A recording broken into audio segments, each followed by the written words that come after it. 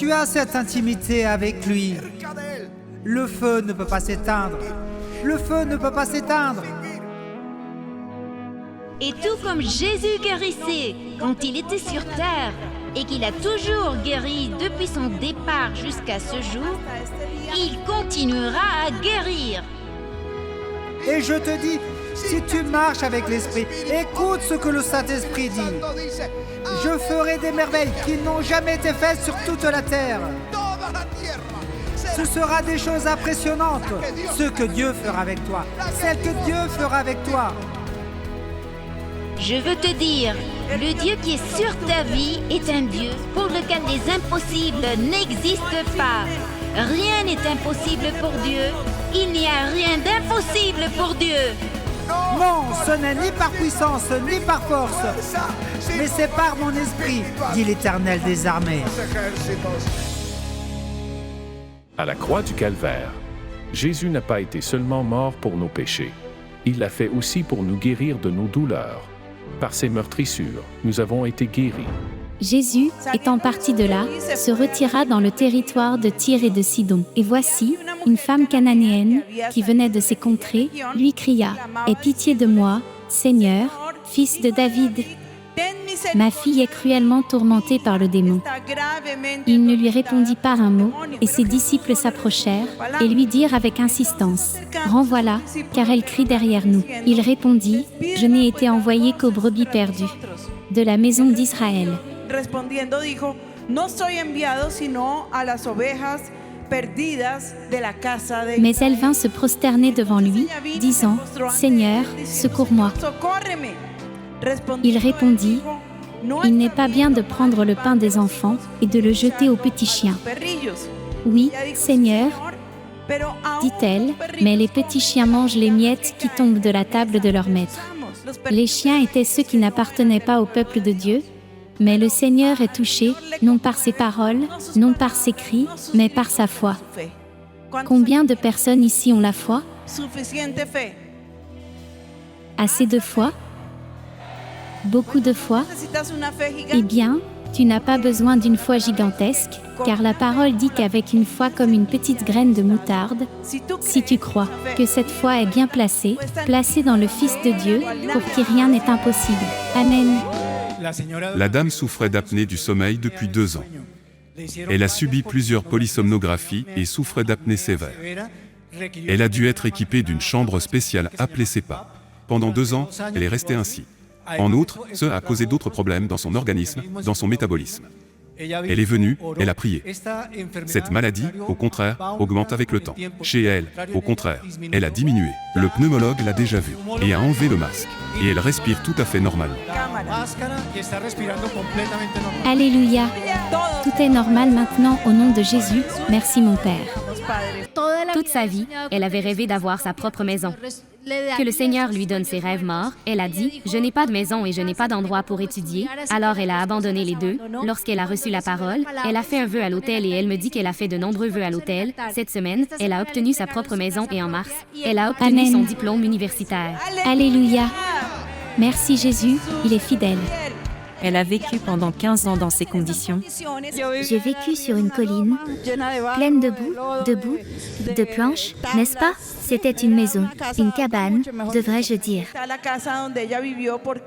J'ai demandé au Seigneur dans le parc que je veuille changer de maison. Et cette année, le 22 décembre, il m'a donné un appartement. Sans aucune dette. Voilà la maison où elle a vécu pendant 15 ans. C'est formidable. Merci Seigneur Jésus. Applaudissons Jésus. Avivamiento. Si tu désires en savoir plus sur Jésus, savoir ce qu'il a fait pour toi et ce qu'il pourrait faire dans ta vie, alors écoute attentivement les paroles suivantes. Lorsque tu t'approches de lui, ta vie entière est transformée. Et regarde comment le Seigneur Jésus le manifeste dans l'évangile de Jean. En vérité, je vous le dis, leur répliqua Jésus, quiconque se livre au péché est esclave du péché. Or, l'esclave ne demeure pas toujours dans la maison. Le Fils y demeure toujours. Si donc le Fils vous affranchit, vous serez réellement libre. Je ne veux plus être prisonnier du passé. Je ne veux plus porter des chaînes. qui brise ma vie et me lie au passé. Aujourd'hui, je trouve la vraie liberté en Jésus. Mais maintenant, il est temps pour toi de le dire avec ta bouche. Et si tu ne sais pas comment faire, je désire te guider dans cette prière. C'est très facile. Je t'invite à répéter cette prière que je vais dire, mais je veux que tu la dises de tout ton cœur. Ferme les yeux et dis avec moi, Seigneur Jésus, j'ai besoin de toi. J'ai été un pécheur et je me suis éloigné de toi. Mais aujourd'hui, je me repens. Je me tourne vers toi de tout mon cœur. Je t'invite à être mon Seigneur et à entrer dans mon cœur. Je te demande de laver mes péchés avec ton précieux sang et d'écrire mon nom dans le livre de la vie éternelle, sans jamais l'effacer. Je veux être fidèle à ta parole tous les jours de ma vie, jusqu'au jour où je pourrai être avec toi. Au nom de Jésus. Amen, Amen. À présent, tu vas découvrir un puissant message qui édifiera ta vie et te donnera la conviction dans ton âme que le Seigneur se battra toujours pour toi. Ne te distrais pas parce qu'une seule parole peut changer ta vie pour toujours. Avec vous, le pasteur Ricardo Rodriguez. Je crois qu'il répondra à la faim spirituelle que nous avons. Au premier siècle de l'ère chrétienne, la faim était totale. Les gens couraient aux pieds de Jésus. Ils se convertissaient, se faisaient baptiser, étaient prêts à perdre leur vie si nécessaire, pour la cause de Jésus.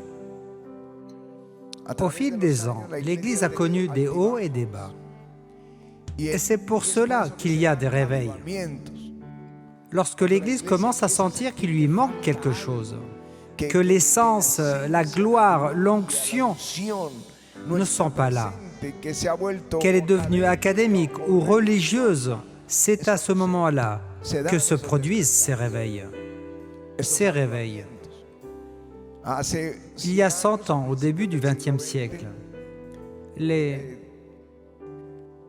l'Église du Seigneur faisait l'expérience de cette sécheresse et de cette angoisse désespérée de trouver la puissance de Dieu, la raison pour laquelle Dieu agissait de cette manière au premier siècle et la raison pour laquelle elle n'agissait pas.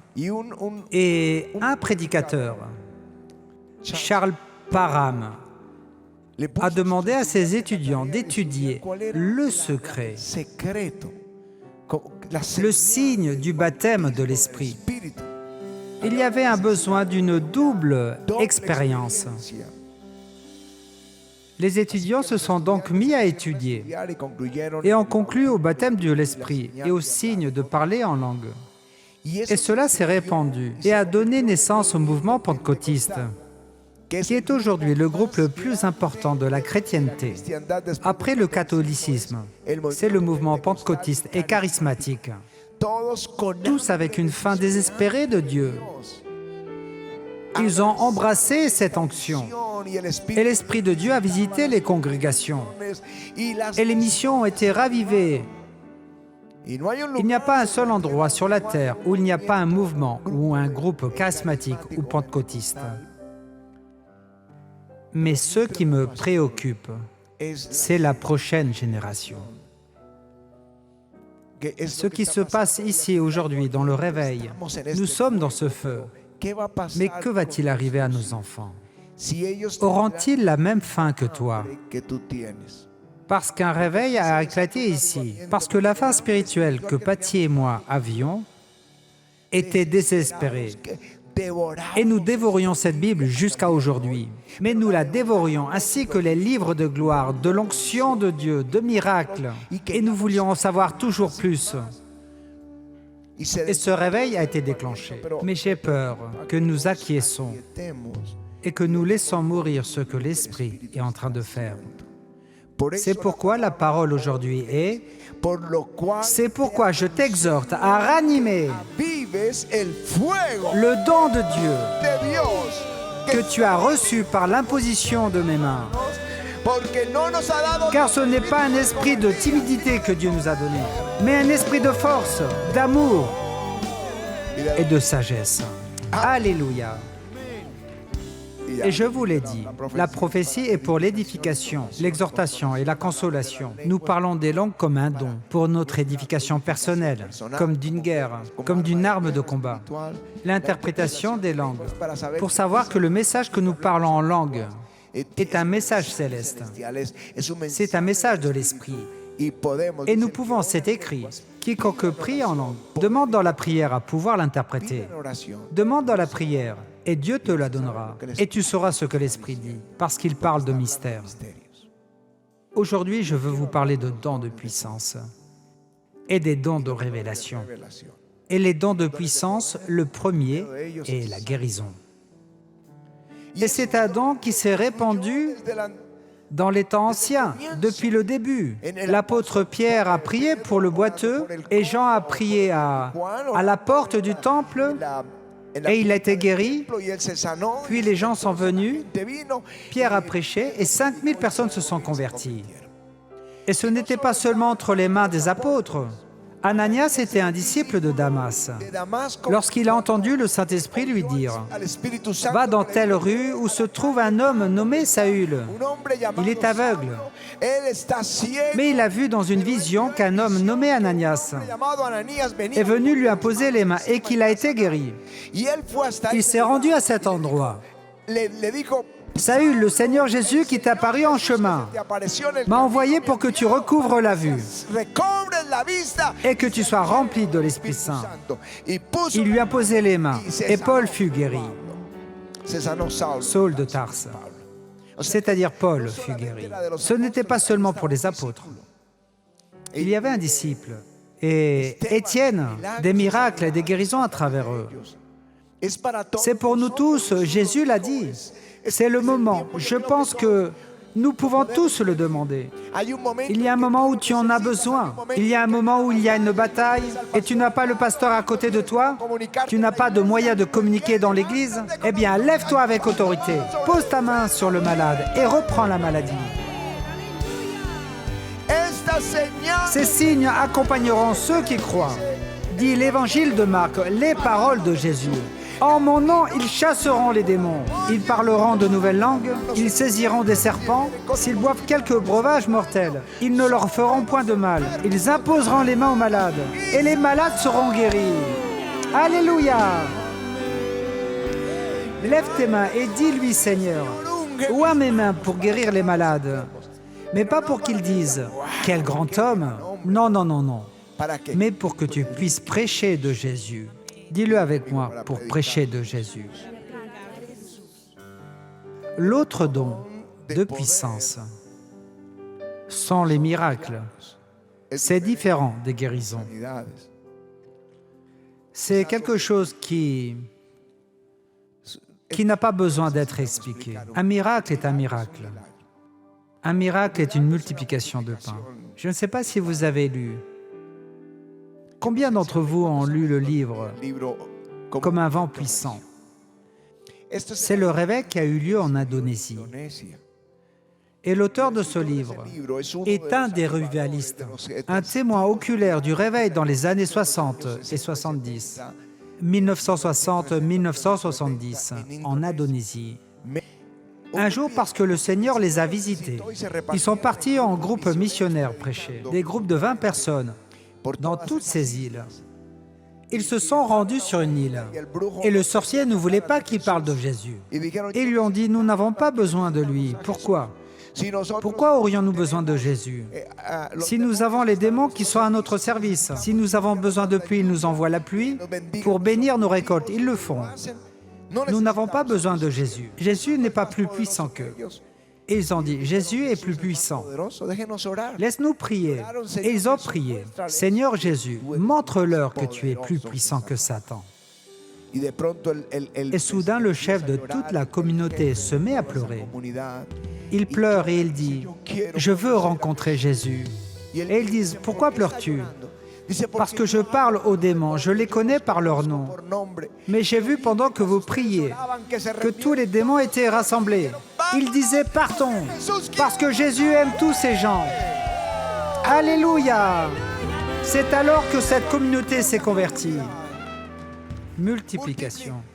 Il disait, nous arrivons, imaginez 20 missionnaires marchant 30, 40 kilomètres affamés. Ils arrivaient dans une maison et la dame disait, mais je n'ai que 2 racines de manioc pour faire 2 tasses de thé.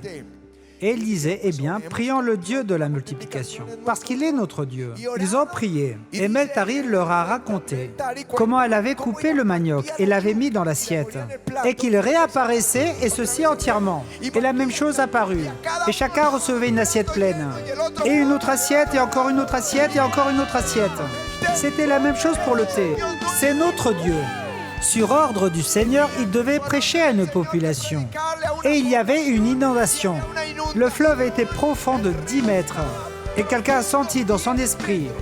Il a dit, le Seigneur m'a dit de passer. Il va avec nous. Et les villageois ont dit, bon, ils vont se noyer, ils vont se noyer. Le courant était fort. Ils marchaient avec l'eau jusqu'aux genoux. Ils marchaient. Et quand ils sont arrivés au milieu, ils ont tous réalisé. Et le groupe missionnaire est passé, marchant sur l'eau. L'un des villageois a voulu faire de même. Il a failli se noyer. Ils ont dû le sauver. C'est notre Dieu. Des miracles. Dis avec moi, des miracles. Philippe prêchait parce que l'Église était persécutée. L'Église de Jérusalem était persécutée. Et que Dieu nous garde, parce que quand ils ont été persécutés, ils sont sortis pour prêcher. Nous ferons mieux de commencer à parler de Jésus aux autres, parce que la persécution est un bon moyen pour commencer à le faire. Ils sont donc allés prêcher partout. Philippe est arrivé en Samarie, et les foules se pressaient, voyant des miracles, des prodiges, des paralytiques guéris, des démons chassés. Dans la liste des miracles, il y a de chasser les démons. Ce sont des miracles. D'autres miracles, l'apôtre Pierre allait au temple tous les jours, le matin, pour prier, et les gens alignaient les malades. C'est là dans Actes chapitre 5. Il les alignait pour qu'au moins l'ombre de Pierre puisse les toucher. Il ne pouvait pas prier pour tout le monde. Mais si l'ombre passait et les touchait, ils étaient tous guéris. Ce sont des miracles. C'est à Adam que l'on peut demander. L'apôtre Paul dans Acte 19, les mouchoirs qu'il utilisait pour essuyer la sueur de la chaleur du Moyen-Orient. Ces mouchoirs, il les prenait et les apportait aux malades. Et ceux-ci étaient guéris et les démons sortaient. Alléluia! Ce sont des miracles. Nous les voyons aussi ici. Nous en voyons aussi des linges oints, de l'huile, des miracles. Nous en voyons tout le temps. Au bord de la mort, Dieu les fait sortir des unités de soins intensifs. Je ne sais pas pourquoi maintenant elles s'en plaignent, mais chaque fois qu'ils le demandent, le Seigneur se glorifie en les guérissant. Il y a quelque chose qui se passe ici. Et c'est arrivé la première fois, je ne sais pas, il y a environ 20 ans. C'est le changement de diagnostic. Je ne sais pas, Dieu m'a demandé de prier pour une femme qui était tombée. On m'a dit que sa colonne vertébrale était cassée. Et l'Esprit m'a saisi dans la prière. Et j'ai dit, Seigneur, changement de diagnostic. Ils ont refait une radiographie et sa colonne vertébrale était parfaite. À partir de ce moment-là, nous avons commencé à prier. Seigneur, changement de diagnostic. Les médecins voient les examens, les regardent et disent, il y a un cancer. Seigneur, changement de diagnostic. Ils vont l'opérer et l'ouvrir. Et il n'y a rien, tout est sain. Changement de diagnostic. Pour moi, ce sont des miracles. Des nouveaux organes, ce sont des miracles. Un nouveau cœur, alors qu'il était brisé et malade.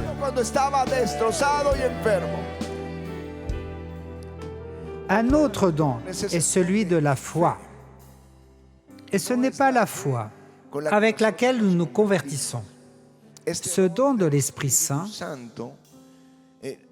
nous en avons besoin. Moïse se tient devant la mer Rouge et lève son bâton. Et un autre dit, « Aïe Seigneur, quelque chose de plus facile, mais lève ton bâton, car la mer va s'ouvrir. » Ni avant, ni depuis, une chose semblable a été faite. Mais ce don de la foi agissait. Il y avait un homme, je ne sais pas si c'était au siècle dernier ou avant, George Muller, en Angleterre. Le Seigneur l'a appelé à créer un ministère auprès des enfants orphelins. Peut-être à cause des guerres, il y en avait beaucoup. Il a d'abord accueilli environ 7 filles, puis il a augmenté le groupe jusqu'à 15 filles. On lui a demandé de le faire pour les garçons, et aussi la maison pour les garçons. Et ce ministère a commencé à se développer pour atteindre 2000 enfants et 180 enseignants à temps plein. Il n'a jamais demandé un centime. Le Seigneur l'a utilisé d'une manière incroyable. Il lui a dit, ne demande jamais rien aux hommes, et je te donnerai ce qu'il te faut. C'est impressionnant. Puis soudainement, il disait, les visiteurs arrivaient, il n'y avait rien. Ils venaient de la cuisine et il disait, il n'y a même pas un pain pour le petit déjeuner de demain. 2000 enfants, 180 enseignants. Il s'agenouillait, les demandait et alla dormir. Et il disait, demain il y en aura. À minuit, Dieu réveillait les commerçants. Et il leur parlait et il disait, apportez ces sacs de nourriture, où se trouve George Muller.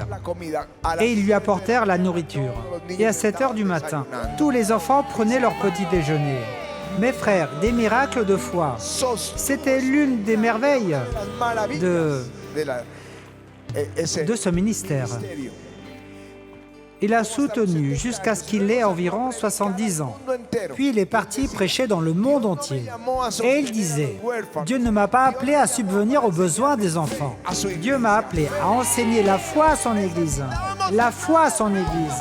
Nous avons besoin du don de foi pour les grandes conquêtes. Alléluia. Il y a l'autre groupe de dons, parce qu'on parle des dons d'inspiration. Les langues, les prophéties, l'interprétation des langues, les dons de puissance, les guérisons, les miracles et la foi. Mais le dernier groupe est celui des dons de révélation, le discernement des esprits. Lorsque les dons opèrent, plutôt que de les arrêter, parce que quelqu'un a commencé à prophétiser dans sa chair, ou parce que Satan veut les utiliser, c'est pourquoi Dieu nous donne le don de discernement des esprits. C'est pourquoi on dit que vous pouvez tous prophétiser, les uns après les autres, et que les autres jugent. Jugent. Le discernement des esprits découvre précisément quand quelque chose est faux, quand il y a une doctrine erronée, quand il y a des miracles qui ne sont pas de Dieu, parce qu'il y a des trompeurs.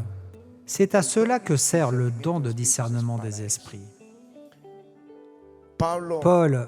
Pierre découvre la tromperie d'Ananias, qui avait promis à l'Église une offrande spéciale, qu'il allait vendre une maison, une propriété qu'il possédait, et qu'il allait apporter cet argent à l'Église, à l'œuvre du Seigneur. Et quand il était en chemin avec l'argent, il dit à son épouse, « C'est beaucoup, n'est-ce pas ? Donnons que la moitié, et disons que nous avons vendu la propriété pour cette somme. » Arrivé là, Pierre le reprend, car ce n'est pas aux hommes que tu as menti, c'est à l'Esprit Saint. Il pouvait, par le discernement des esprits, savoir qu'il y avait tromperie. Parole de sagesse. Ce n'est pas qu'il est sage. Il est sage, il a le don de sagesse. Non. Il est peut-être sage, intelligent, je ne sais pas. Mais cela n'a rien à voir avec le don. Une parole de sagesse est une compréhension surnaturelle, parce que c'est de l'esprit, c'est surnaturel, du dessein de Dieu, de ce qu'il y a dans ses pensées, de ses plans. Il y a deux façons de voir les choses. Moi, par exemple, je la vois dans la parole de sagesse. Dans un moment de décision, tu reçois cette assurance, cette direction.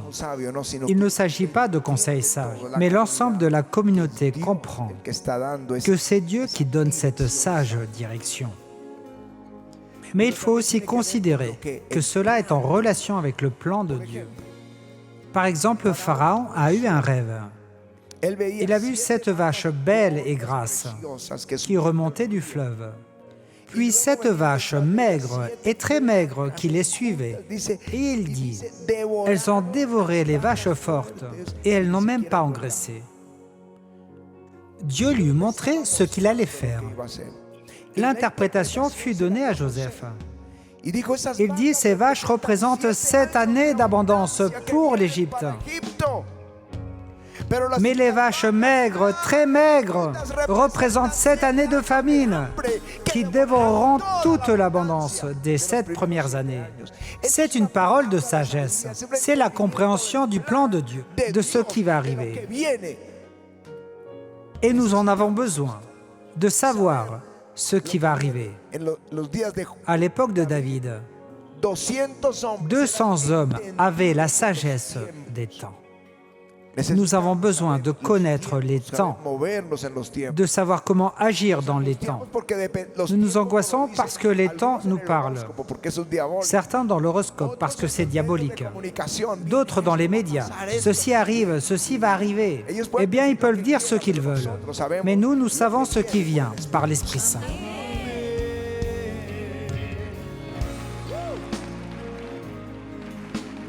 D'ailleurs, en temps de famine, c'est le temps de l'abondance pour l'Église, pour les croyants. Maintenant, la parole de science, ou parole de connaissance, qui est le dernier don. Je vais terminer. C'est le dernier don, le don de révélation. Ce n'est pas la connaissance. Cette personne a beaucoup étudié. Elle a le don de connaissance. Non, non, non, non, non. C'est un don naturel. Tous ceux qui veulent étudier peuvent l'avoir. Nous parlons d'une parole de connaissance que Dieu te fait connaître et que lui seul connaît. Il te le révèle. Par exemple, Élisée savait où se trouvait l'armée syrienne, où ils avaient mis leur campement. Il disait, « Roi d'Israël, n'y va pas, car les Syriens y sont. » Il envoyait des espions, et ils y étaient. Alors il déplaçait le campement, et le Seigneur lui montrait l'endroit. Il disait, « Roi d'Israël, n'y va pas, car les Syriens y sont. » Jusqu'à ce que le roi de Syrie dise, « Qui est le traître ? Il y a un traître parmi nous. » Ils répondirent, « Non, non, non, non. C'est parce qu'il y a un prophète en Israël. Et Dieu lui révèle ce que tu dis dans ta chambre la plus secrète. » Alléluia. Alléluia. Il faut donc une fin désespérée, parce que Dieu va équiper son peuple pour le servir, mais pas un peuple indifférent, un peuple qui a faim, un peuple qui a faim, qui reçoit la parole de l'apôtre.